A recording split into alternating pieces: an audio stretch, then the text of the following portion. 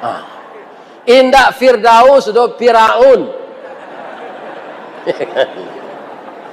Kafir suaminya, tapi dia selalu hormat kepada suaminya mengenai makanan, menyiapkan baju yang bersih. Itu Ibu Aisyah. Maka dia dibikinkan rumah oleh Allah dalam surga.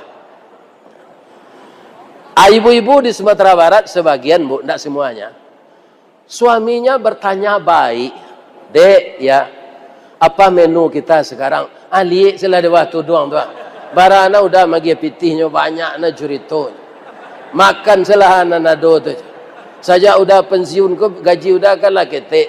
Nado makan selah itu. Kalau begitu Ibu kepada suami yang telah tua, dia sudah pensiun, hatinya lah cok ibu-ibu, ibu kasai mode itu. Masuk neraka Ibu nanti.